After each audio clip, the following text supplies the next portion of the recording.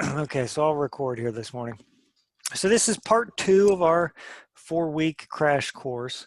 Today we'll continue talking about the government and probably get into the history side of things, but we'll finish our discussion of the government. Now last week we talked a whole bunch about the Electoral College, and not much has changed since then. Well, actually it did a little bit. The results in Pennsylvania and a few other states became clear enough that the news stations, some of the big media people were comfortable declaring Joe Biden the winner of the election.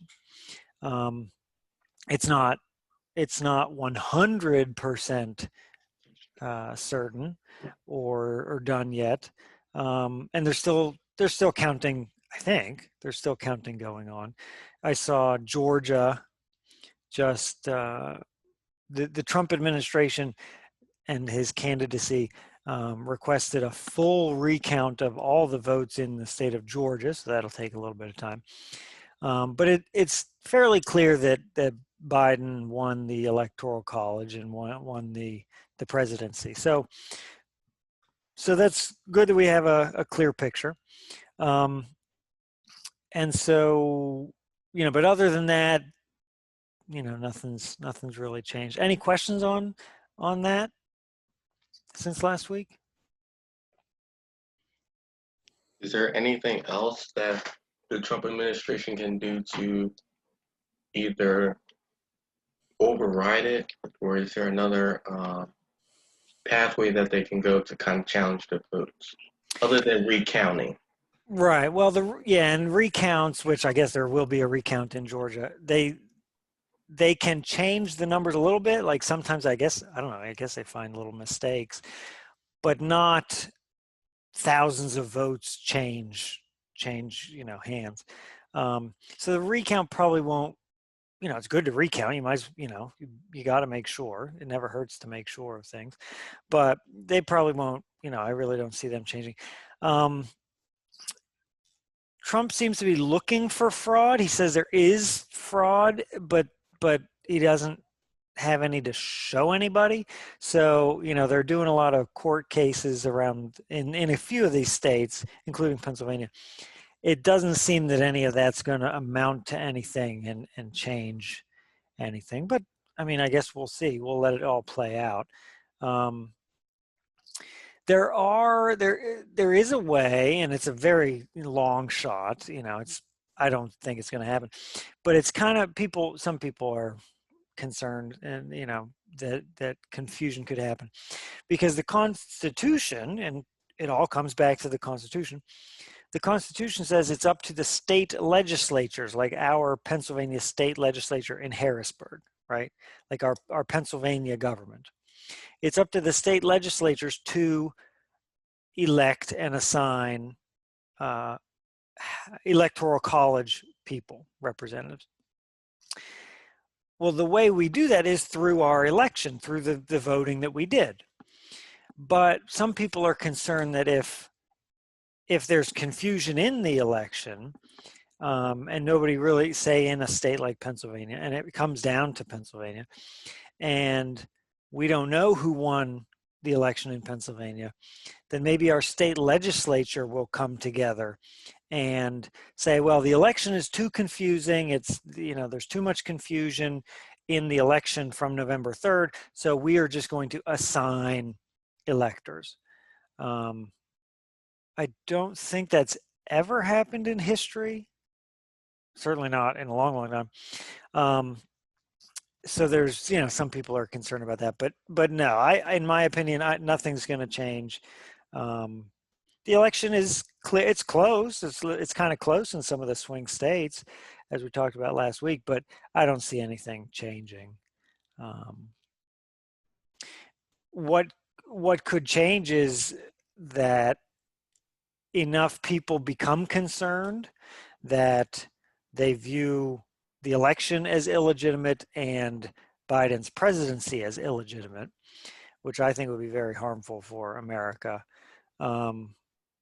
because what is this whole thing, this whole American thing based on, except we have elections, and we trust our elections, and then the person who loses steps away, and there's a transfer of power, and they give up power, and the new person comes in.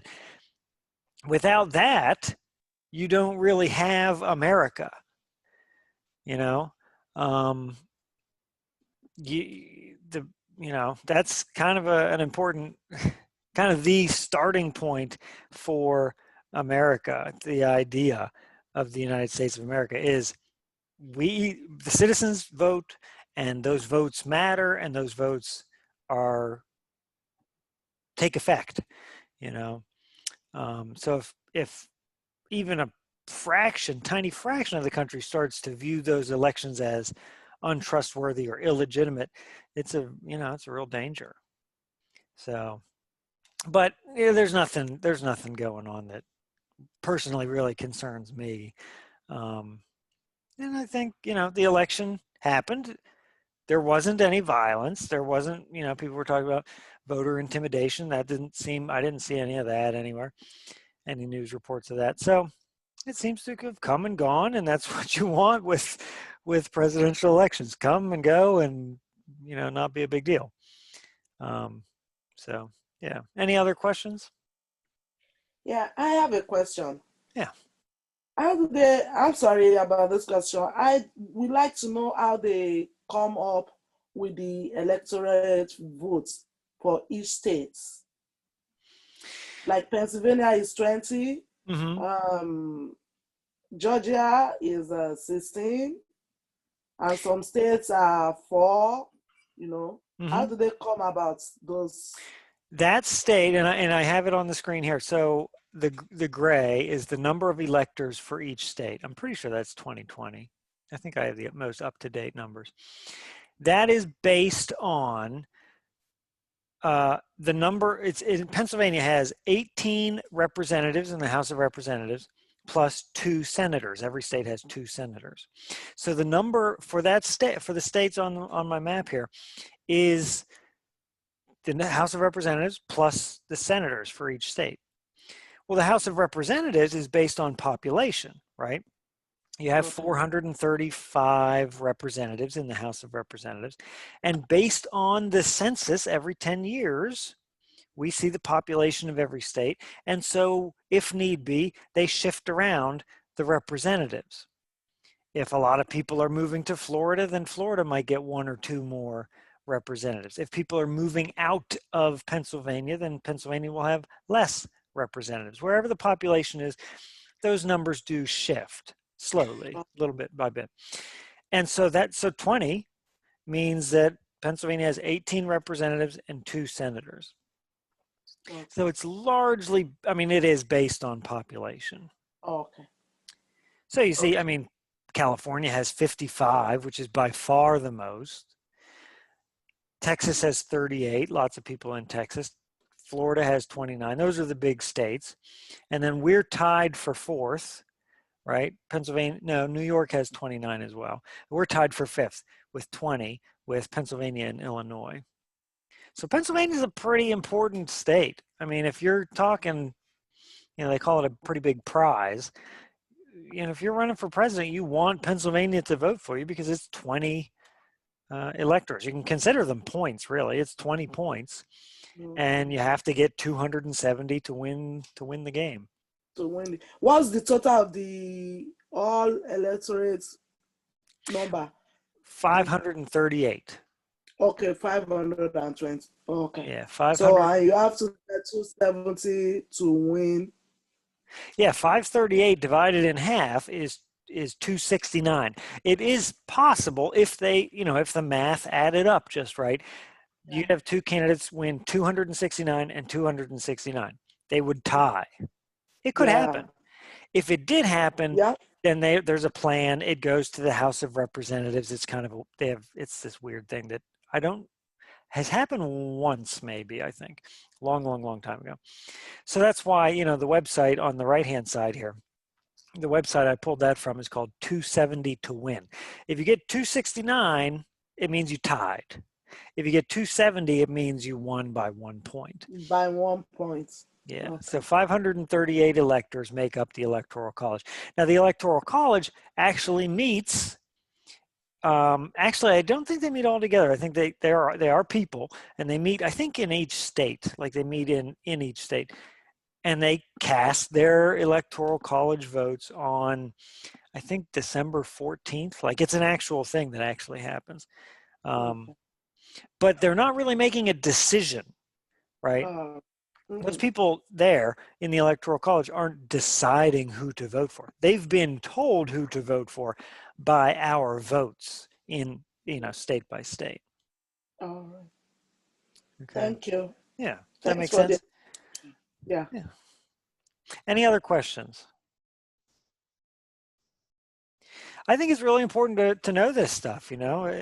Our votes do matter, and you're one in a few million Pennsylvanians, but if you vote, but if everybody thought their vote didn't matter and didn't understand this and was too scared of it or didn't care, you'd have 0 votes, and that's not how we have a country. So it's important to understand. Okay, so let me jump back here. Let's get back into things. So last week we talked about the Bill of Rights. Bill of Rights was the first 10 amendments to the Constitution. They passed them as a whole bunch shortly after, I think a couple of years after they ratified the U.S. Constitution. Okay, the Constitution gives us our government, and we're going to look at that in a minute. There's other amendments. The Constitution itself says, there's a plan for when you need to change or amend the Constitution. It says how you do it. There have been 27 amendments. The last one was in 1992. These are the big ones. Some of them are kind of small but important. It must have been very important for them to pass a constitutional amendment about whatever each topic was. But these are the big ones. You have 13, 14, 15. These are the Reconstruction amendments. Happens right after the Civil War. We'll talk about the Reconstruction. 13th Amendment abolishes slavery, okay, ends slavery. It actually happens during the Civil War, a few months before the end of the Civil War. Lincoln really pushes hard and passes the 13th Amendment.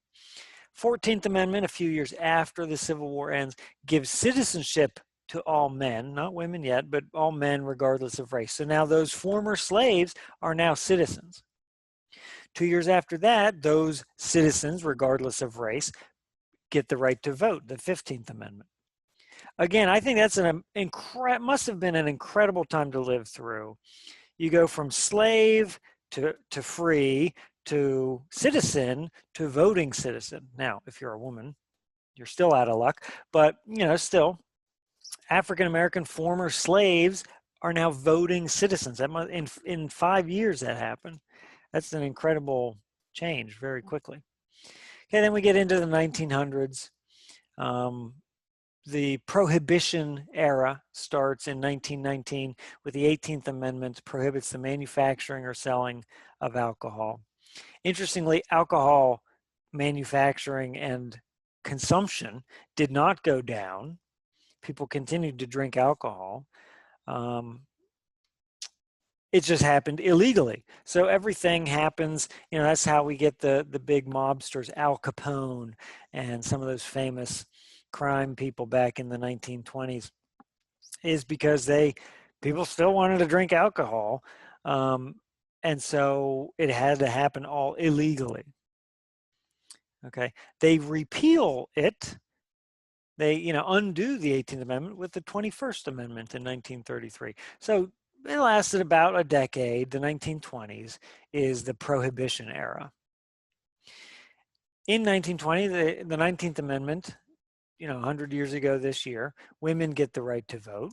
It's pretty darn important. 1951, shortly after FDR, Roosevelt, was elected to 4 presidential terms through the 1930s and 40s. He saw us through the Great Depression of the 1930s. He saw us through World War I of the 1940s. FDR, Frederick Delano Roosevelt, was elected 4 times, then died in office. He didn't serve his full 4th term. I think he died pretty quickly into his 4th term. He was elected 4 times, and so America put its head together and they said, you know what, maybe that's not a good idea. So they passed the 22nd Amendment limiting the president to 2 terms. Okay. Think back to the founding fathers. They knew one thing. They knew we don't want a king, right? That's what the whole Declaration of Independence was about. No kings. Well, when somebody is president for 4 terms, that starts to kind of be like a king, and they kind of made them nervous. So they say, let's limit it to 8 years, 2 terms. That's the way we'll do it. The 26th Amendment, 1971, sets the voting age nationwide to 18. I think it had changed, it was different state by state. They said, well, it's got to be the same across the country, so they set it at 18. And the 27th Amendment's not that important in our lives, but it does make sense. It delays laws. It says delays laws affecting congressional salaries, what Congress people get paid, from taking effect until after the next election. Okay, not that important to my life, but it does make sense. It means if I'm in Congress, we can vote to raise our salaries. Maybe senators should get paid more. Okay, that's fine. But it doesn't mean my next paycheck, if I'm a senator, doesn't mean my next paycheck goes up. I have to be reelected.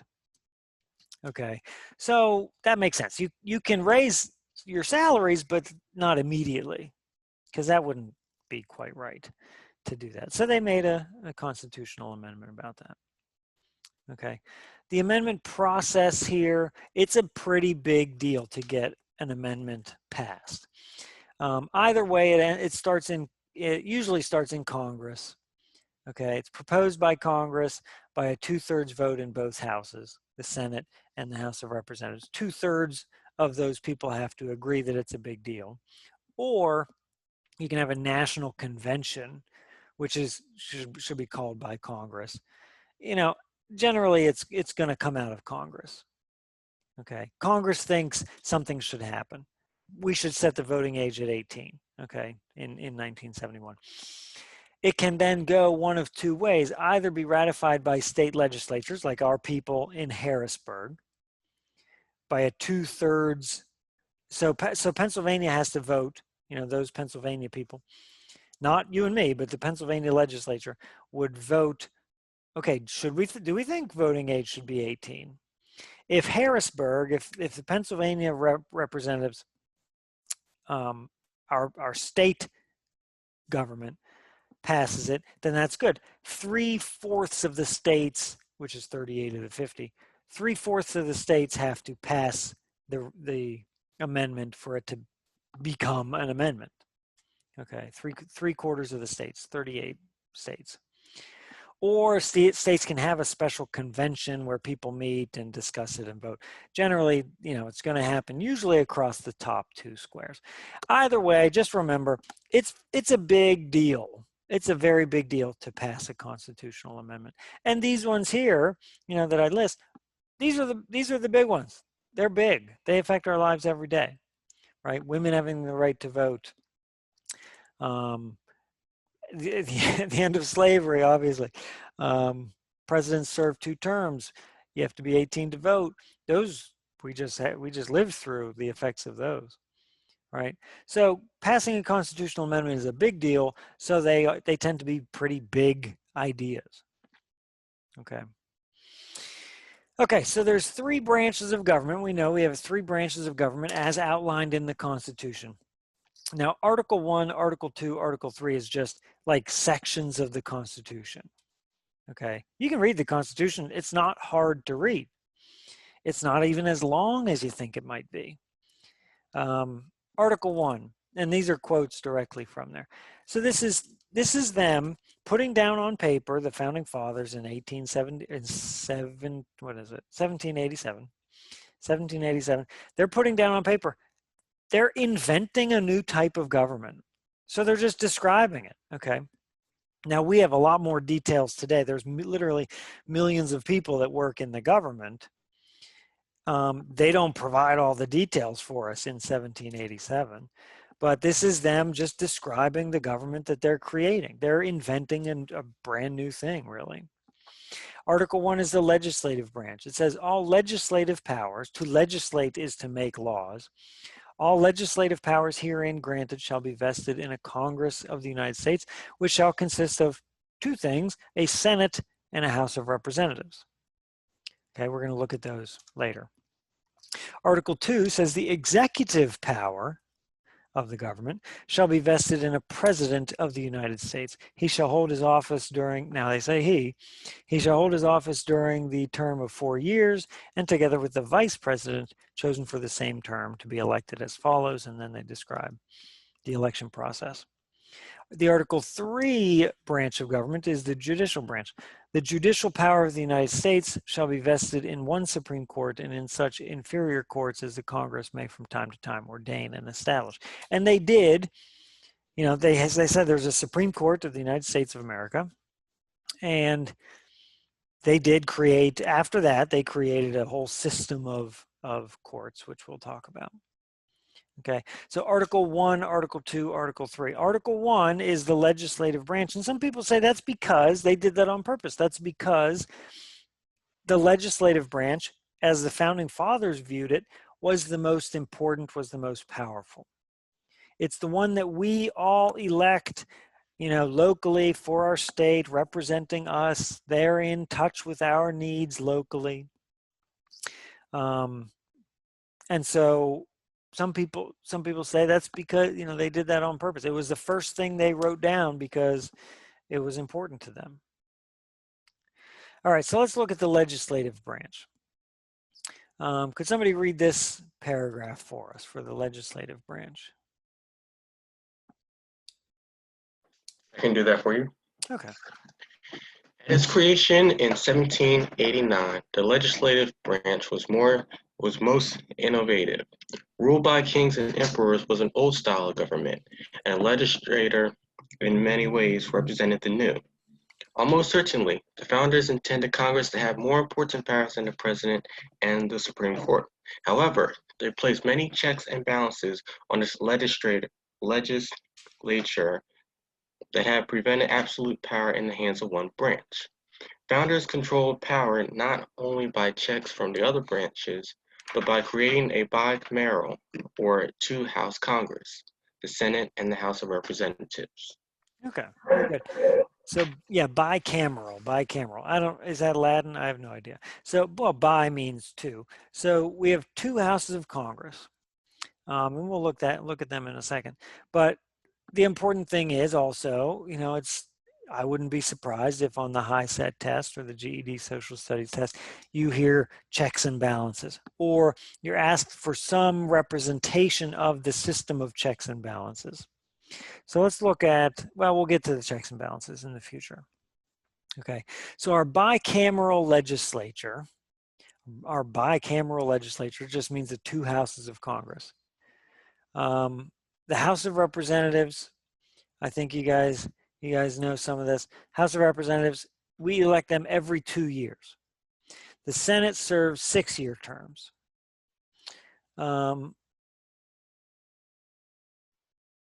Sorry, I'm getting a junk phone call here. There are, as we said, there's 435 members in the House of Representatives, and there's 100 senators. So it's not always been 100, and it hasn't always been 435. It's always been 2 senators from every state. Okay, when there were 13 states, when the 13 colonies become 13 states, there would have been 26 senators. Okay, if we someday get another state, there'll be 102 senators or more, you know, 2 for every state senators.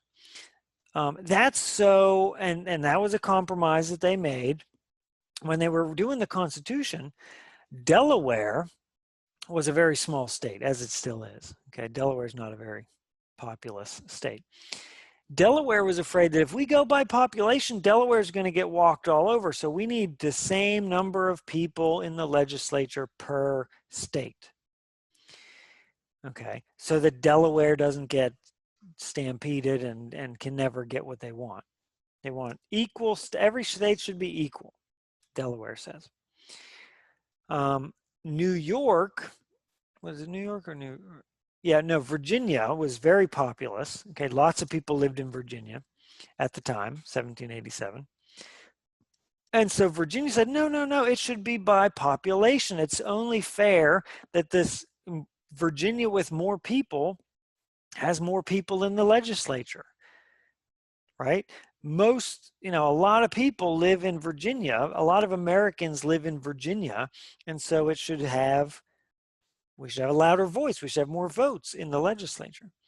Well, they went back in the summer of 1787 in Philadelphia.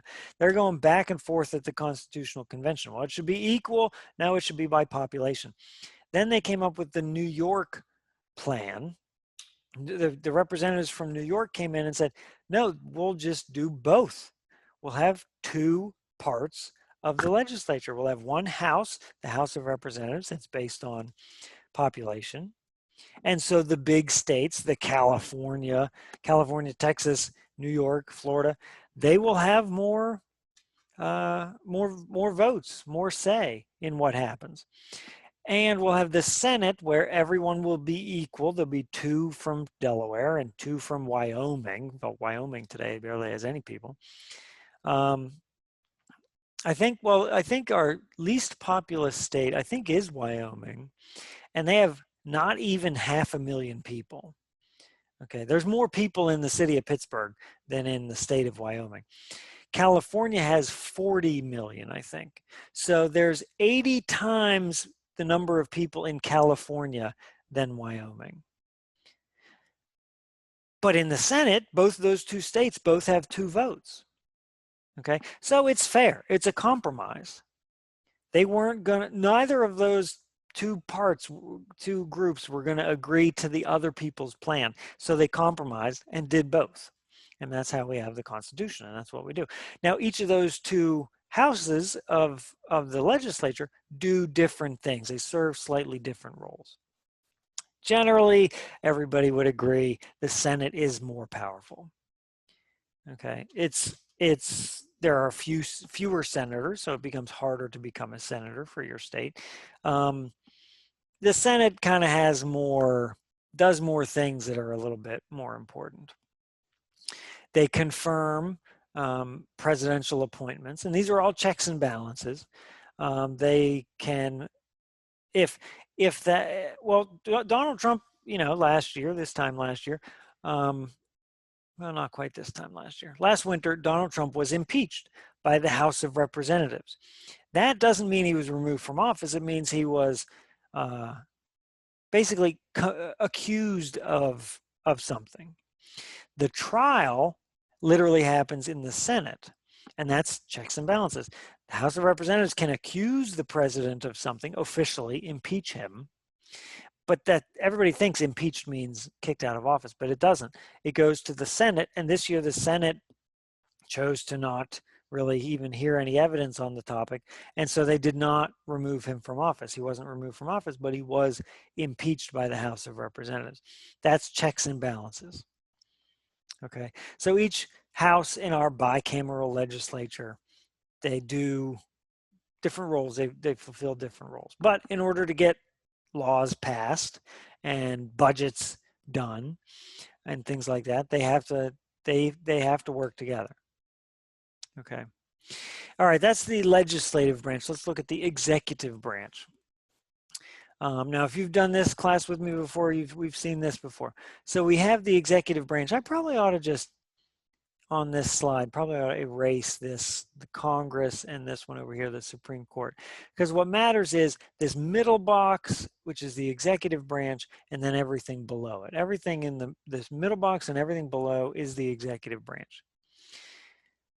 So who is at the top of the executive branch of government? The president. Right, the president, vice president, or you could say the president and his cabinet. Right. Okay, so the president is the peak of the pyramid of the executive branch. He's the leader. He's the leader of the company of America, essentially. But he has his cabinet Now it's, you know, is when his cabinet officials meet, I don't even know how many, there's like 24 of them or something. It's the leaders, the secretaries of all these different departments. Department of Energy, Department of Defense, Department of Justice, Department of Education. So he can, you know, if he has a question about education or a concern about education, he can go to the Secretary of Education and work out, or, you know, make a plan, whatever. Underneath each of them is tons and tons, I think 2 million people work in the executive branch or something. I could be wrong, something like that. A ton of people work in the executive branch. There's all these other independent groups, which are also, they're part of the executive branch, but they're not really. I mean, they are, but they're not. It's kind of weird. I mean, that's things like the Nuclear Regulatory Commission, Office of the Director of National Intelligence, the Peace Corps, Environmental Protection Agency, Federal Election Committee. Okay, so these are things that really do affect our lives, and the president has some control over them, but not complete control over them. Generally, it's just people who are experts doing their jobs, just plugging away, doing their jobs year after year. And the president can sort of steer them in one direction or another as the head of the executive branch. Okay, now these are the constitutional duties of the president. And these are all things that we're familiar with. Now, as is the case with most of the Constitution, it's kind of vague. They could have given a few more details to help us out a little bit 200 years later. But it says the executive power shall be vested in a president of the United States. The president shall be commander-in-chief of the Army and Navy. Okay, so that gives a civilian, you know, he's not a general, he's not an officer in the military, but we have a civilian leadership of the military, and that's something that America has always had. The president, he shall have power by and with the advice and consent of the Senate to make treaties. He shall nominate and by and with the advice and consent of the Senate shall appoint ambassadors, other ministers, judges of the Supreme Court. Okay, so the president makes appointments. Now we're talking checks and balances again. He can make an appointment. He can appoint somebody to a job, but it's up to Congress, to the Senate, to approve or disapprove of that person that he appoints. He shall, from time to time, give to the Congress information of the State of the Union. It gives an annual State of the Union address. He shall take care that the laws be faithfully executed. Okay, these are the constitutional duties. This is what the Constitution says the job of the president is. All right. Okay, the judicial branch. The judicial branch is also widespread. There's lots of people in the judicial branch.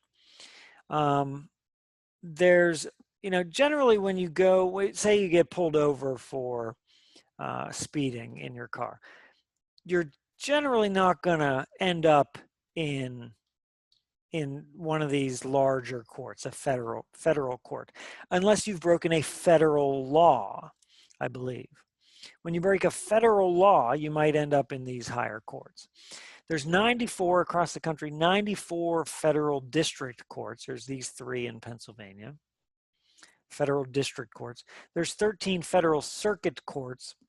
And most of these are also, like the Supreme Court. How many members does the Supreme Court have? Anybody know? 9. There's 9. Yeah, there's 9 members on the Supreme Court. We'll look at them in a second. If you get pulled over for speeding in your car, you're gonna see 1 judge, right? The bigger the court, you know, a district court, a circuit court, it's not just 1 judge, you know, making a judgment anymore. They become panels. Okay, so a 3-judge panel, 5, 7, 9. It always has to be odd, so you can't have a tie, right? You don't want a tie when you go to court.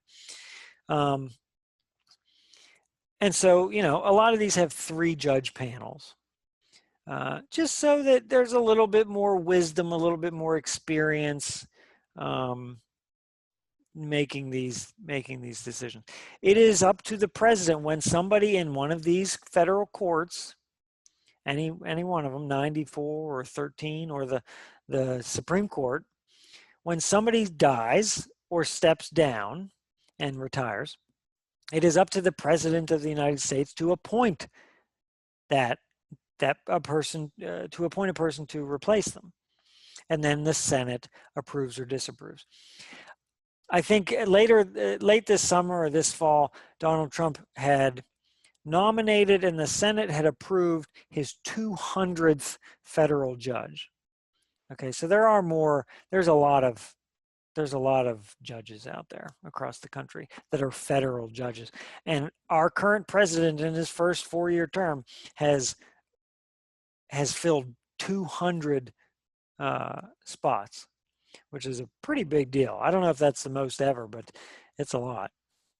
It's a lot. The Senate has really focused on making that happen. Basically, they've prioritized that over a lot of other things.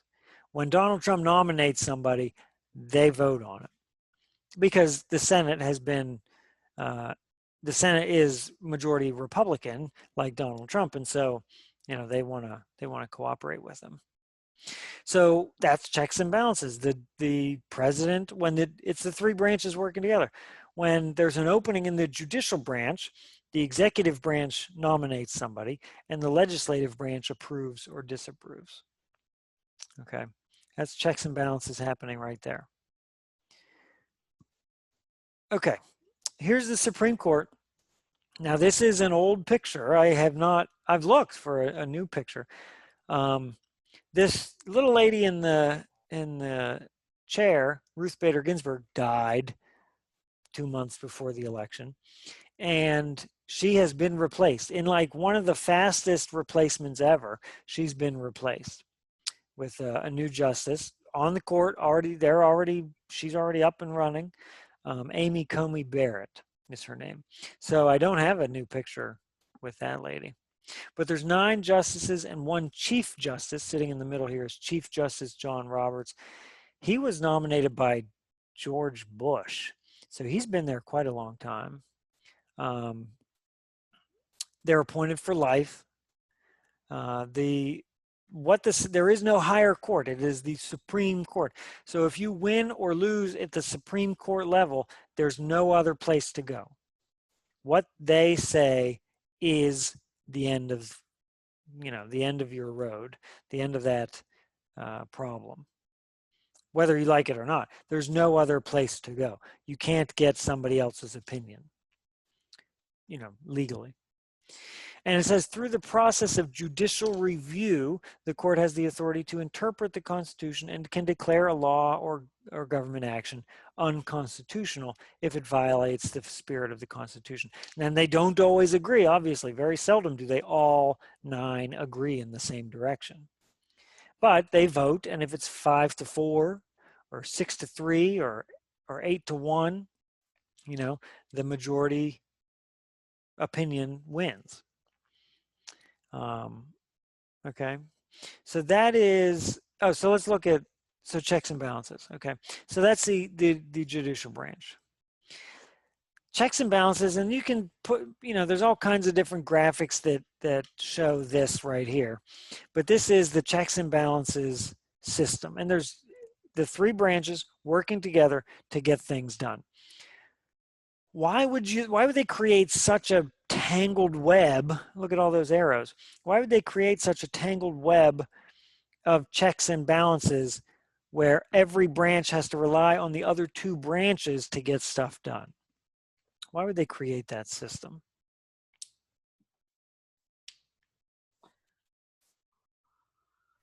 That one who does not have more power than the other. Right, so one branch that can't take over. They knew they didn't The one thing they knew when they created this system in 1787 was they don't want a king. They don't want somebody getting all the power. So they spread out the power, right? Like, you got to get through a door, but I'm the one holding the key, right? Or there's two keys and you have one and I have one. They spread out the power to do things.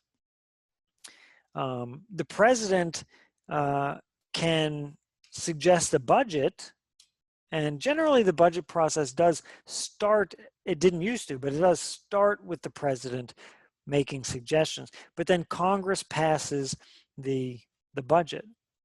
And they say, you know, Congress has this, what they say is the power of the purse, right? That's where the money is in the legislative branch. The legislative branch passes, and then the president approves. So there's checks and balances. The legislative branch passes the government. Is okay, we're going to give $4 billion to education. We're going to give $4 billion to the military. Or we're going to give more money to something this year and less money to something else. And that's going to, those attitudes, where they spend money, is going to change depending on who gets elected, what's going on in the country. You know, this year they passed, outside of the normal budget, they passed the coronavirus relief money, right? And a lot of people got checks of a couple $1,000s. That was Congress moving very quickly, and that was the system working. They did that very quickly in order to help Americans and you know, save the economy and all of our economic needs. They acted very quickly, and then the executive branch, the president, signed it, and they mailed out the checks, and you know, it had a positive impact in a lot of lives. The legislative branch holds the, quote, power of the purse, and so the executive branch, you know, there's a budget that the president has to follow, and he can say, I want more money for, you know, whatever, but he can't just decide where to spend his money. Generally speaking, where the money is spent is decided by the legislative branch. And then if there's a question or a concern or conflict, they take it to the third branch. They take it to the judicial branch. Okay, so it is important to understand the checks and balances. Sometimes you'll get maybe a word, a paragraph. You know, here's this problem in Congress. Here's this problem in the government.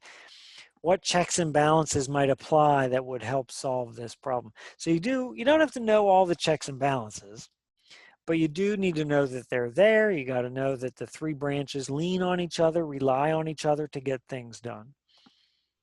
Okay. Before we look at politics a little bit and elections, any questions on that part of the Constitution, the three branches of government? Any questions here?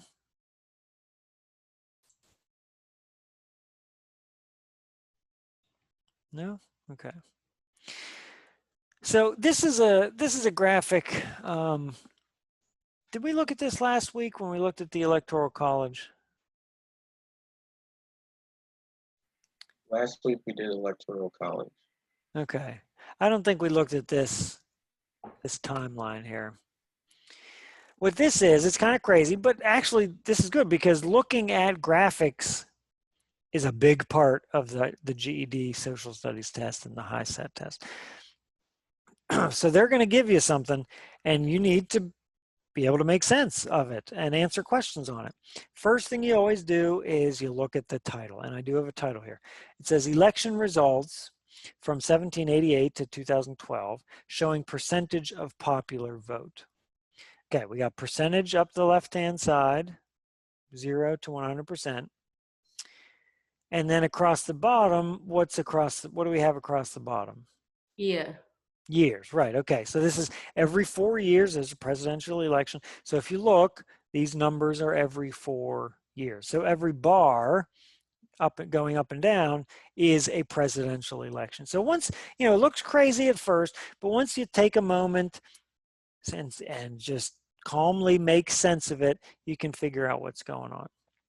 So let's pick one. Let's pick the last one. Now they don't have 2016, and of course I don't have 2020 on here, but 2012. What can we learn from 2012? Well, we know the year 2012. The name is the winner of the election, Obama. What are the colors? Blue. Right, so Obama is blue. What do all the colors on this thing represent? The the parties. Right. Okay. So yeah, the political parties, and if you look, blue goes way back, and red goes way back. Those are the two political parties we have today. Before that, you did have other parties, and if you look down here across the bottom, the different colors mean different things. Yellow was the Whig Party. Green was the Democratic Republicans, which interestingly, the Democratic Republican Party is not the Democrats or Republicans, right? It's just a totally different party. The Federalist Party, and then of course George Washington didn't belong to a political party, so it says nonpartisan. So there's a lot of really good information in this election, in this this chart. Okay, so we can learn that in 2012 Obama won. The blue line that goes across the middle is 50%. And so we see he got just a little bit more than 50%. It doesn't tell us who he ran against, but I believe in 2012 it was Mitt Romney. And it doesn't tell us who he ran against, but we know that Obama won, did have a little bit more than 50% of the popular vote. So there's a lot of really good information on here. Okay. And you could learn a few new things. You could see some interesting things. In 1912, right here with the big purple, 1912, something interesting happens. Theodore Roosevelt was vice president in 1901. Theodore Roosevelt was vice president when William McKinley died. Well, what happens when the president dies? Vice president. The vice president becomes president. So Theodore Roosevelt was vice president to William McKinley. He then becomes president. He runs for re-election in 1904 and wins. So Theodore Roosevelt serves 4 years as president. He then loses to Taft and then comes back. Theodore Roosevelt comes back in 1912 and runs for re-election. But now, I don't know all the history exactly, but I forget why, for some reason, he knew he wasn't going to get, the two big political parties had moved on without him. They didn't care about Theodore Roosevelt, but a lot of people across the country liked Theodore Roosevelt. And so he created his own political party. It was called the Bull Moose Party. He was a big hunter and outdoorsman. And he viewed a bull moose, like a male moose. It's a pretty big animal, right, with those giant antlers. So he created his own political party called the Bull Moose Party. And you see quite a lot of the popular vote. So purple here in the middle, 1912, is Theodore Roosevelt running for president as a third party candidate. And actually it looks like his is a little bit bigger than the red, whoever that was, the Democrat or the Republican in 1912. So Theodore Roosevelt gets a lot of votes across the country, but not enough to win. And so Woodrow Wilson becomes president in 1912, even though the blue, Woodrow Wilson, is far below 50%. So that's an interesting situation where most of the country did not vote for Woodrow Wilson, and yet he won the Electoral College. Okay, because Theodore Roosevelt came in and scooped up all the votes that the Republican, whoever it was, the Republican would have gotten. So Woodrow Wilson got far fewer than 50% of the nation's votes, but ended up winning because there was a third party who sucked up a lot of the votes. So that's the kind of thing you could learn from here. Okay. We also have a few times the blue stars represents an election won without the plurality of popular vote. So George W. Bush won less than 50%. I guess Wilson doesn't have a star because Wilson may have won less than 50% of the vote, but he won the most votes of the people that were in the race. Wilson did win more than Roosevelt and did win more than the Republican. But a couple of times these blue arrows represent a time when the winner of the popular vote did not become president, and that's because of the Electoral College. Okay. Oh, so you guys, so the Owens, you tell me, okay, oh, it was Taft, 1912, the Republican was Taft, running for re-election.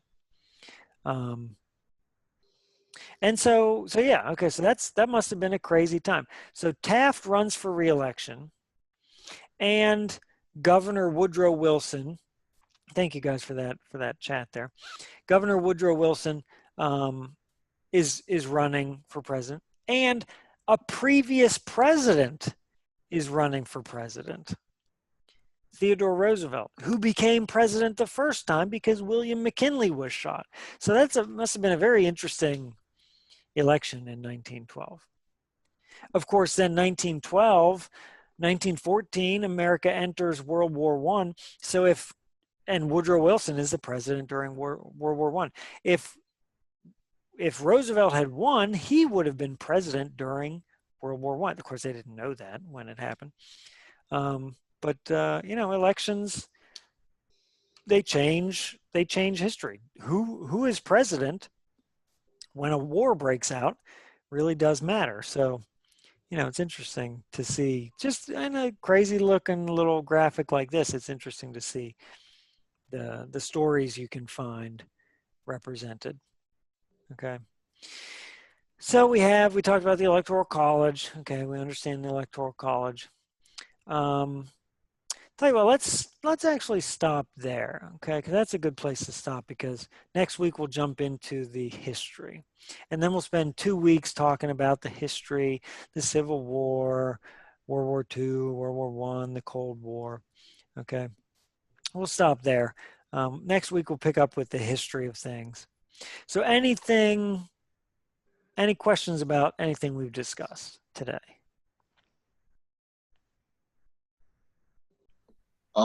Now I don't want to, I have a comment, and I don't want to be long.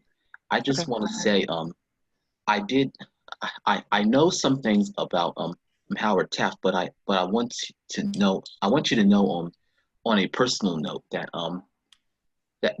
my great grandma was born the year that Howard Taft was running to be president again.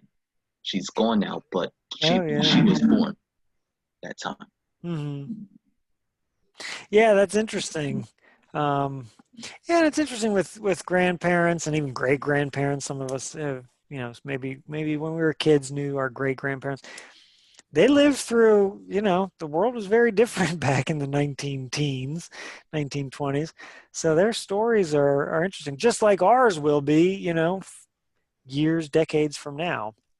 We're going to be able to tell people about the coronavirus in 2020. Yeah, it's interesting.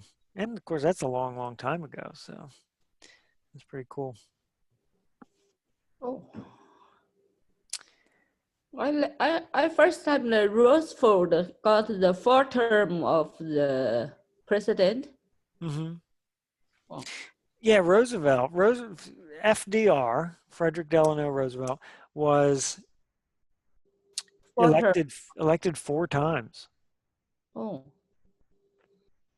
That's a long time. It's a long time to have one president. And it had not happened before.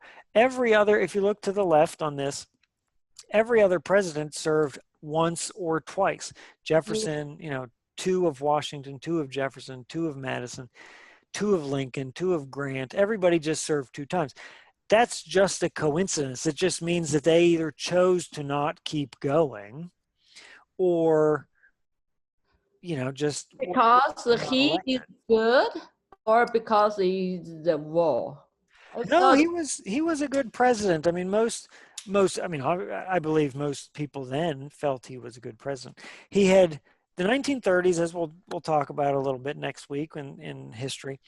The 1930s was the Great Depression. So America, the economy went way down. People were very poor. People lost their jobs. And Roosevelt stepped in as president and he said, I'm going to help. I'm going to change some things. He created a lot of jobs. And through the 1930s, got America out of the Great Depression. The economy, businesses, jobs recovered, you know, got better after the Great Depression. So that's good. You know, that's really good. Then in the 1940s, World War II happens. And he did a very good job of getting through World War II. And so he was, through those, mainly those 2 big things, he was a very popular president. He was elected 4 times. Now he died. Now you see on here, yeah. he died. There's an arrow to Truman. His vice president was Harry S. Truman. And so Truman became president when he died during World War II. And so Truman then, interestingly, Truman was the president when, next week we'll talk about, the atomic bombs were dropped on Japan. You know, so would Roosevelt had made that decision? I don't know. You know, I have no idea. Historians maybe could look at that, but the person who is president matters. You know, and when something crazy happens, like Roosevelt dies while being president and Truman takes over, Truman is going to do it differently than Roosevelt. So Truman ended up being, when he was president, the way they ended World War II was they dropped 2 atomic bombs. Would, you know, it's an interesting question. If Roosevelt was alive and was president, would he have done that? You know, I don't know. You know, but no, he was very popular. Well, if you look, he won in 1932, Roosevelt, with much more than 50% on this chart. Yeah. And then in 1936, he won with even more votes, Mm-hmm. and then a little bit less and a little bit less, but he's still, you know, well over 50% of the country voted for him. So no, he's a pretty popular president. People today can say, well, he shouldn't have done this or he shouldn't have done that, but I think at the time he was pretty popular. Yeah. Okay, thank you. Yeah. Any other questions on anything today? Today, the Green Party is still existing, right? Which party? Green. Yeah, there is a Green Party. Now, they've never put up a real popular candidate. There's, I think in 2016, 4 years ago, I think Jill Stein, I think she was a presidential candidate of the Green Party. But there's lots of other political parties today, but only the 2 that we think of, the Republicans and the Democrats, those are the 2 main parties, and they sort of have all the power. There are third parties, you know, there's lots of other small political parties, but it's very hard when you're a small political party. It's hard to Growing up. grow. Yeah, it's very hard to grow. Yeah, I just saw a bit, I never know this because I see this bar, Mm-hmm. yeah, till 1824, the Green Party is gone. Firstly, the Green Party is really strong, like the Adams, 1824, mostly the Green Party, right? Almost. Well, okay, so I think maybe I'm a little confused. So the green on this chart represents the party back then that was called the Democratic Republicans. which is, it's confusing because it's not the Democrats today and that's not the Republicans today. They called themselves the Democratic Republicans. Today we have something called the Green Party, like actually called the Green Party, which focuses a lot on environmental issues. So green, like the environment.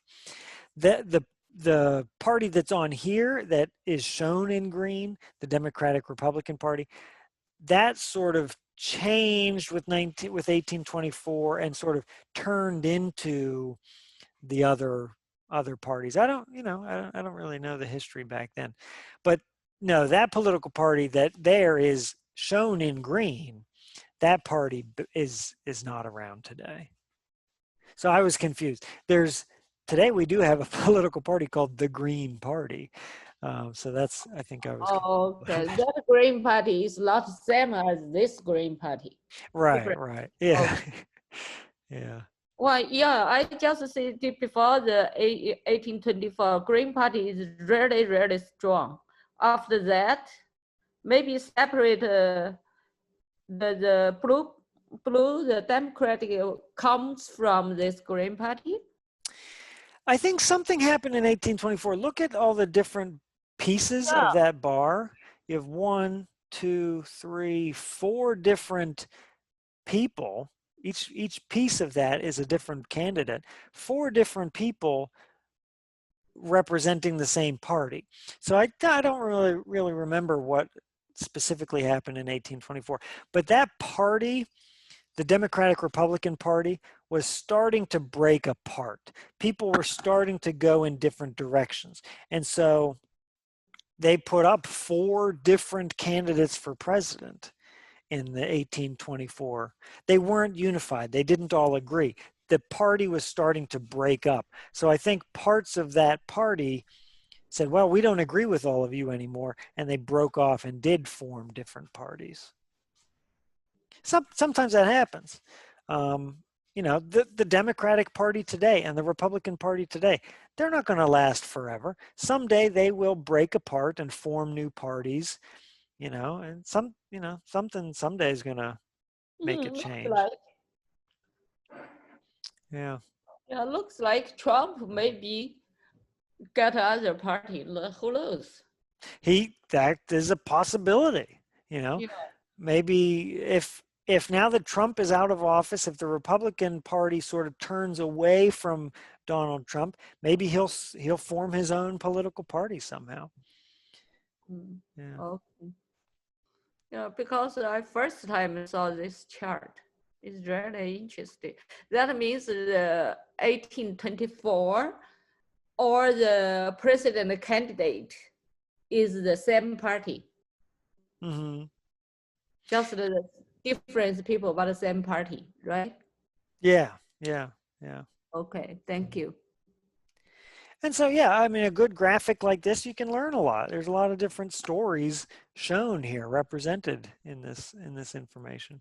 Yeah. So that's cool. Yeah, this chart, I first time saw it. Thank you. Yeah, I forget how I came across it, but it is interesting. Yeah. So, and I mean, so we're here, and everybody always thinks that, the things happening today are so big and changing history, but we can see through that's this chart, every 4 years we have a presidential election. There's been crazy times in history. America is not unfamiliar with just crazy stuff happening. 1824, the one political party put up 4 different people. And guys, I see your chat there. Yeah, Andrew Jackson, John Quincy Adams, Henry Clay, William Crawford, all 4 different people from the same party. That must have been very upsetting, very alarming. You didn't know what was happening to your political party if you were a member of the Democratic the primaries. Look, that year is mess up like this year. Yeah. I mean, we think, so everybody always thinks, oh, what's happening now is just the craziest time ever. It's not. There's been lots of crazy times. Yeah, maybe 1824 is also crazy like this year. Yeah, no, I think so. You know, because you see this bar is so crazy. This Mhm. year also crazy. Yeah, yeah. Mm. And I mean, 1918, when we had the Spanish flu, there was a big pandemic. That wasn't a presidential election year, but there was a congressional election year.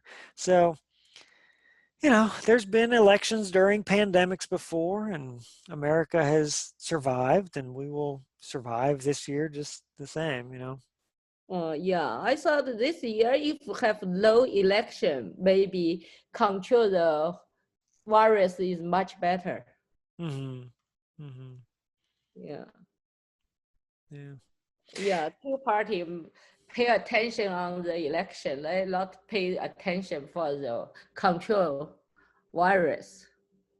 Yeah, well, fortunately, there was such an easy way to vote by mail. I think if with the virus this year, if everybody had had to go in and vote in person on November 3rd, maybe voting would have suffered. Maybe less people would have voted. But because it was so easy in Pennsylvania and a lot of states, since it was so easy to vote by mail, so many people did that. And so it was the most people ever to vote this time. It was the most Americans voted ever in history, which is pretty fun. So, oh I yeah, can get yeah. that number, how many people, total people are on this election. Do we have the? No, I don't think, since they aren't really still counting the votes even, I don't think we have a final number. I think it was over 150 million. And I think in 2016 there was 144 million votes. And this time it was 150. So I'm pretty sure they've determined, they don't know exactly how many people voted. Someday they will. But it was the most people ever. Yeah. So, all right. Okay, thank you. Yeah. Well, thank you guys. So next week we'll pick up and we'll jump right into the history part of things. And we'll just start at the beginning. Now, of course, we go pretty quick and we don't look at all the details. We look at the big picture, but we'll zoom through some history next week and the following week. Okay. So I will email out this recording. I'll email out the things we're looking at here. And if you have any questions about anything, just go ahead and email me back. Okay. Okay, thank All you. right. All right. Nice day. Yeah. You have a good day, everybody. Thank you. All right, you too. All right.